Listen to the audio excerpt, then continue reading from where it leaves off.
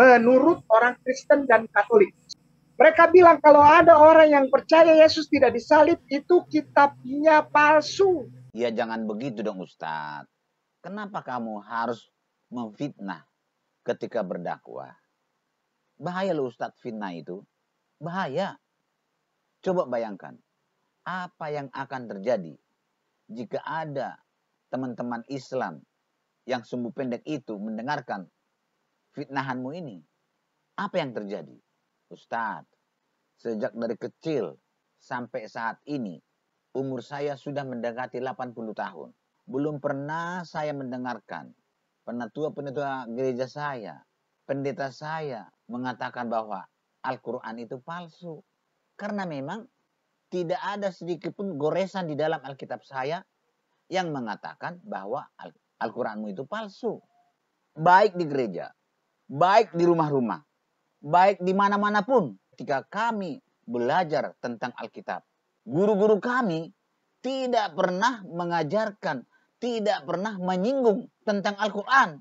Tentang agama Islam pun tidak pernah dia singgung. Apalagi mengatakan Al-Quran palsu. Tidak pernah. Ada pun orang Kristen yang mengatakan Al-Quran itu palsu. Itu bukan dari ajaran Alkitab. Atau ajaran dari pendeta.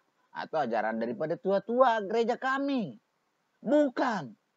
Itu kesimpulan pribadi.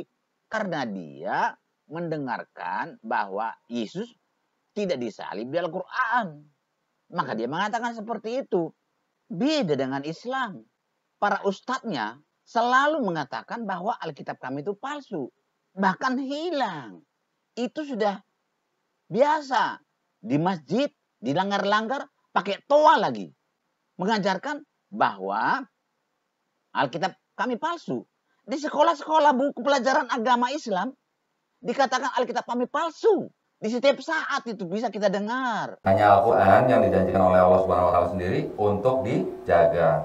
Taurat, Zabur, Injil adalah wahyu yang diturunkan Allah Subhanahu Wa Taala kepada Nabi Musa, Nabi Daud, dan Nabi Isa alaihissalam untuk Bani Israel pada zaman itu, gitu ya. Karena tidak dijanjikan untuk dijaga, makanya kita tidak pernah mengetahui atau mendapatkan atau menemukan teks aslinya. Saya yang berkoar-koar dikatakan kitab Bible Kristen itu bohong, Bible Kristen itu palsu. Bible itu surat kabar, surat yang dituliskan, kabar yang maudhu alias bohong, maudhu alias bohong. Jangan kamu samakan Islam dengan Kristen, Ustadz. Coba kami yang mengatakan seperti apa yang dikatakan para ustadz itu. Ya pasti tinggal nama. Paling tidak masuk penjara. Seperti apa yang dialami oleh Bapak Muhammad KC saat ini. Bahkan dia makan kotoran dalam penjara. Oke. Terima kasih. Sampai jumpa.